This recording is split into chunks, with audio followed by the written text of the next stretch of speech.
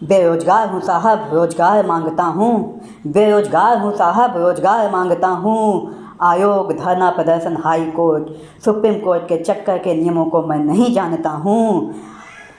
मैं बेरोजगारी के आंकड़े नहीं बताऊंगा साहब, मैं बेरोजगारी के आंकड़े नहीं बताऊंगा साहब। मैं हर उस प्रतियोगी छात्र के दिल की व्यथा सुनाऊंगा साहब। मैं हर उस प्रतियोगी भाई बहन के दिल की व्यथा सुनाऊंगा साहब। मैं हर उस युवा की बात करूंगा, मैं हर उस युवा की बात करूंगा जो वोटर के अधिकार को पार किया है, जिसने वोटर के अधिकार को पार किया है, शादी के गलियारे पे खड़ा है।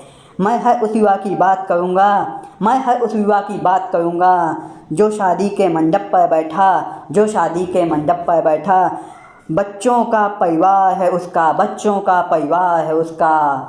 आज मैं आप लोगों के बीच ये बात नहीं कहूँगा कि बेरोजगारी के आंकड़े क्या हैं क्या नहीं हैं, अगर ये आंकड़े हैं किस परिस्थितियों के कारण हैं, इस बारे में मैं चर्चा नहीं करूँगा दोस्तों। मैं आज आपको इस विषय में बात करूँगा कि ये जो बेरोजगारी है ये हम युवाओं को कैसे झेलनी पड़ती है। हम युवा, मैं अपने दिल की बात नहीं सुनाऊँगा, मैं वो तो हर बेरोजगारी या प्रतियोगी की बात करूँगा जिसके दिल की ये व्यथा है दोस्तों। मैं कोई भी विज्ञापन निकलता है, विज्ञापन आया, विज्ञापन निकलने से 1 साल पहले प्रशासन उस विज्ञापन के लिए तैयारी शुरू कर देता है। उसके वह कॉलेजों से या फिर अगर टीचिंग लाइन में है तो कॉलेजों से उसका ब्यौरा मांगता है, प्रशासनिक क्षेत्र से तो उसका ब्यौरा मांगता है, अधीनस्थ से है तो उसका अधीनस्थ से जो कार्यालय जुड़े हुए हैं उसका ब्यौरा मांगता है। ब्यौरा देने के बाद उसका फॉर्म ऑनलाइन करता है। फॉर्म ऑनलाइन जब होता है तो वह फॉर्म फिलअप होने की प्रक्रिया में फीस जमा करना, इन सब का प्रोसेस 1 महीने तक 1.5 महीने तक दोस्तों चलता है। इस प्रक्रिया के दौरान जब फॉर्म फिलअप हो जाता है तो फॉर्म फिलअप होने के बाद दोस्तों जब काफ़ी समय बीत जाने के बाद एग्ज़ाम की डेट आती है।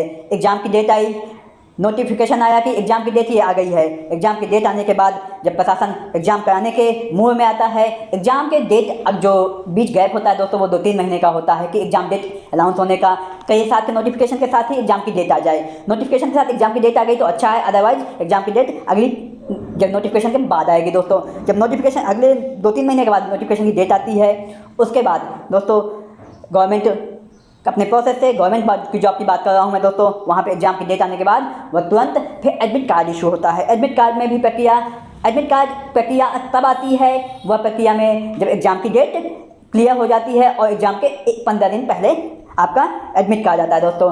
उसमें एडमिट कार्ड, इस प्रक्रिया में एडमिट कार्ड आने की प्रक्रिया में दोस्तों लगभग 1 साल 1.5 साल का प्रोसेस हो जाता है। अगर कोई आयोग अच्छा बात कर रहा है तो वह 1 महीने 2 महीने 3 महीने में करवा लेगा दोस्तों। मान लीजिए 3 महीने में एग्ज़ाम की डेट देता है और 2-3 महीने बाद एग्ज़ाम करवा लेता है। एडमिट कार्ड दिया, एडमिट कार्ड के बाद दोस्तों अगर एडमिट कार्ड जब इशू कर देता है तो फिर वह एग्ज़ाम सेंटर में एग्ज़ाम की प्रक्रिया शुरू होती है। एग्ज़ाम की प्रक्रिया शुरू हो गई दोस्तों, हम गए एग्ज़ाम दिए अपने विद्यालय में, हमारा अलॉटमेंट हुआ, जो हमारा अलॉटमेंट हुआ हमारे आसपास के जो सेंटर हमने मांगा था उसके हिसाब से हमें सेंटर मिला दोस्तों। सेंटर कहिए 600 किलोमीटर 1000 किलोमीटर दूर भेज दे दोस्तों, वह सरकार से मतलब नहीं है, वह बच्चे की प्रॉब्लम है। चलिए हम ये भी बर्दाश्त करते हैं दोस्तों, हमें एग्ज़ाम देना है, हमें जॉब पानी है, हमें वो भी बर्दाश्त है दोस्तों। हम एग्ज़ाम देंगे, तैयारी करेंगे और अपने कर्तव्य को कर्तव्य निष्ठा से करते रहेंगे दोस्तों। लेकिन सरकार की क्या प्रक्रिया होती है दोस्तों, एग्ज़ाम दे दिया, अब 1 महीने 2 महीने बाद जब उसकी आंसर की आती है दोस्तों, आंसर की आती है, आंसर की विवाद अब शुरू होता है दोस्तों।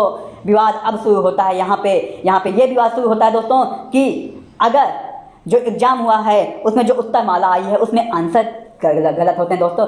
ये आंसर गलत होते हैं, इसके लिए बच्चे जिम्मेदार हैं, हम जिम्मेदार हैं, इसके लिए आयोग जिम्मेदार है या हम जिम्मेदार हैं? आप बताइए मेरे को। अगर हम जिम्मेदार हैं तो क्यों जिम्मेदार हैं? अगर इसके लिए प्रशासन या फिर आयोग जिम्मेदार है तो वो क्यों जिम्मेदार है? हम ये सूचना आयोग को देते हैं, आयोग रिवाइज आंसर की जारी करता है। रिवाइज आंसर की जब जारी करता है दोस्तों तो उसके बाद जो पुराने उत्तर दिए गए हैं उन पर वह बदलाव करके और नए उत्तरों में कुछ नए उत्तरों को मिला करके और विवाद जनरेट करता है दोस्तों। यहाँ से मेन मुद्दा पकड़ता है, हम परीक्षार्थियों के लिए एक बड़ी प्रॉब्लम जनरेट हो जाती है दोस्तों। ये बड़ी प्रॉब्लम जनरेट होने के बाद जब हम इसकी सूचना आयोग को देते हैं, आयोग कहता है कि मैं इसके बारे में कुछ नहीं जानता। जो आयोग का डिसीजन है वही आंसर सही है, वह आंसर सही हो या गलत हो वह आयोग के जो पेपर सेटल करने वाले हैं वो नहीं जानते, उनकी कोई गलती नहीं। इसमें बच्चों के ऊपर दोषारोप, बच्चे को झेलते हैं। मैटर बच्चे लेके हाई कोर्ट जाते हैं दोस्तों, हाई कोर्ट पहुंच गए, हाई कोर्ट में ये केस चला, हाई कोर्ट में अब बच्चे अपनी जेब से हाई कोर्ट की फीस वकील साहब को देते हैं और केस चलाते हैं दोस्तों। इसमें संघ बनते हैं और बच्चे, हम युवा उसके लिए 1000 2000 सब फीस देते हैं और फीस दे दिए। उसके बाद दोस्तों इसी बीच केस चल रहा है, उत्तर माला जारी कर देता है। जब रिजल्ट जारी कर देता है तो एक विवाद और शुरू हो जाता है दोस्तों। एग्जाम रिजल्ट आ गए, अभी आंसर की का मैटर शांत नहीं हुआ दोस्तों। वो रिजल्ट जारी कर दिया दोस्तों, आंसर की का विवाद अभी खत्म नहीं हुआ। ये फिर मैटर हाई कोर्ट ने अपना रिजल्ट दे दिया तो बच्चे वहाँ से संतुष्ट नहीं हुए, आयोग संतुष्ट नहीं हुआ तो वो सुप्रीम कोर्ट पहुँच गए। सुप्रीम कोर्ट जब पहुँच गए, अभी उत्तर माला का केस चल रहा है और इस बीच रिजल्ट आ गया तो एक नया केस तैयार हो गया। सुप्रीम कोर्ट से जो रिजल्ट आया और एक फिर रिजल्ट आयोग जारी करता है।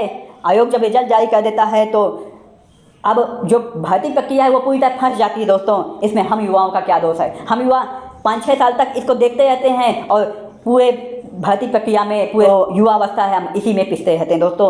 हम ना धरना प्रदर्शन, ना हाई कोर्ट, ना सुप्रीम कोर्ट का चक्कर, क्या करना है हमें इनसे? हम तो एक गवर्नमेंट जॉब मांगते हैं, जिसके योग्य हैं हम उसके अपनी परीक्षा देते हैं, हम उसका रिजल्ट मांगते हैं। लेकिन ये प्रशासन इनकी खामियों के कारण ये हम युवा भुगतते हैं दोस्तों। और कभी प्रशासन कभी सरकारी, हमें जिस योग्य हैं हमें उसकी योग्यता के हिसाब से हमें रोजगार चाहिए, हमें बेरोजगारी का भत्ता नहीं चाहिए। बेरोजगारी भत्ते समय समय पे ये प्रशासन या फिर सरकार की एक स्कीम होती है दोस्तों, इसके कारण हम दोही मार झेलते हैं। मैं एक छोटी सी बात करता हूँ, कोई भी स्कीम है, कोई भी पेपर होता है दोस्तों, बेरोजगारी इस कदर है कि मैं एक रेलवे का उदाहरण लेता हूँ दोस्तों।